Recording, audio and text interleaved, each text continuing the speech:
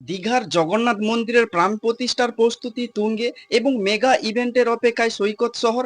প্রাণ প্রতিষ্ঠার আর মাত্র 3 দিন বাকি। তার আগে দীঘার নতুন জগন্নাথ মন্দিরের প্রাঙ্গণে চলেছে ব্যাপক যজ্ঞ, আচার ও ধর্মীয় অনুষ্ঠান। শুক্রবার অস্থায়ী আটচালা ঘরে 12 লিটার দুধ দিয়ে স্নান করানো হলো জগন্নাথ, বলরাম, সুভদ্রা ও সুদর্শন দেবতাকে।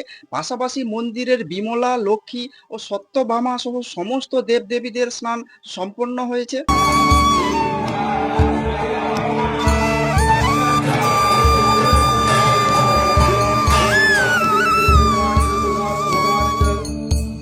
এদিন সকাল থেকে শুরু হয় হোমযজ্ঞ।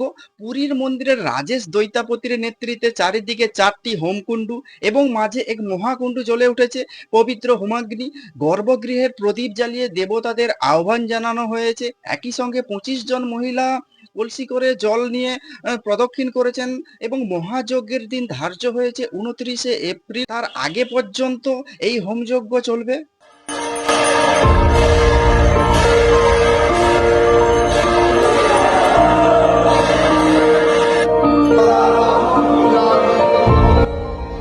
আগামী 30শে এপ্রিল অক্ষয় তৃতীয়ার দিনে মুখ্যমন্ত্রী মমতা বন্দ্যোপাধ্যায়ের উপস্থিতিতে হবে মন্দিরের দ্বার উদ্ঘাটন এবং জগন্নাথ, বলরাম, সুভদ্রার প্রাণ প্রতিষ্ঠা।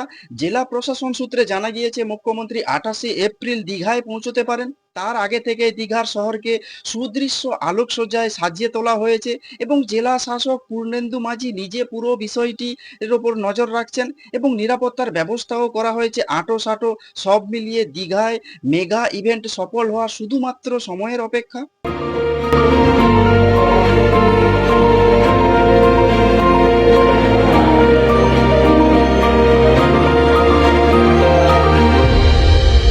দীঘার জগন্নাথ মন্দির নির্মিত হয়েছে পুরীর আদলে এবং মন্দিরের গঠন শৈলী থেকে পূজা, ভোগ পরিবেশন সবকিছুতেই প্রতিফলিত হচ্ছে পুরীর ছাপ।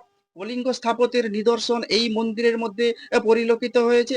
রাজস্থানের গোলাপি বেলে পাথর ব্যবহার করা হয়েছে এবং মন্দির নির্মাণে অংশ নিয়েছে প্রায় 800 জন কারিগর, যাদের অধিকাংশই রাজস্থানের বাসিন্দা বলে জানা যাচ্ছে। মন্দিরের প্রবেশের পথে রয়েছে 3টি দীপস্তম্ভ এবং মূল মন্দিরের প্রবেশের জন্য থাকছে 4টি দ্বার।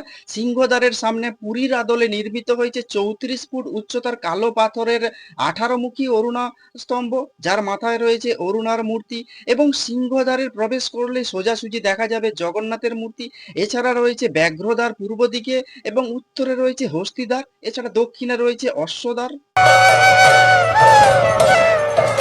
ভেতরে রয়েছে ভোগমণ্ডপ আর যার 4টি দরজা রয়েছে। এরপর 16টি স্তম্ভের উপর দাঁড়িয়ে থাকা নাট মন্দির, তারপরে 4টি স্তম্ভের উপর দাঁড়ানো জগমোহন, সর্বশেষ গর্ভগৃহ যেখানে সিংহাসনে প্রতিষ্ঠিত থাকবেন জগন্নাথ, বলরাম ও সুভদ্রা। ভোগমণ্ডপ ও নাট মন্দিরের মাঝে স্থাপিত রয়েছে গরুড় স্তম্ভ। নাট মন্দিরের দেওয়ালে এবং মন্দিরের পাথরের দেওয়ালে বিভিন্ন ছোট ছোট দশাবতার মূর্তি এবং অসংখ্য কারুকার্য করা হয়েছে। পুরীর মন্দিরের আদলে এখানে প্রতিদিন নিয়ম করে মন্দিরের চূড়ায় ধ্বজা পরিবর্তন করা হবে। ইতিমধ্যে এই সমুদ্র সৈকতে বহু পুণ্যার্থী এবং টুরিস্টদের ভিড় জমাতে শুরু করে দিয়েছে। এবং আপনারা কি বলবেন যে 30শে এপ্রিল জগন্নাথ মন্দিরের দ্বার উদ্ঘাটন হবে মুখ্যমন্ত্রী মমতা বন্দ্যোপাধ্যায়ের হাত দিয়ে? তো আপনারা যদি এই বিষয়ে কোনো কিছু বলতে চান তাহলে অবশ্যই কমেন্টস করতে পারেন কমেন্টস বক্সে। আর নজর রাখুন নাচিন্তা টিভিতে।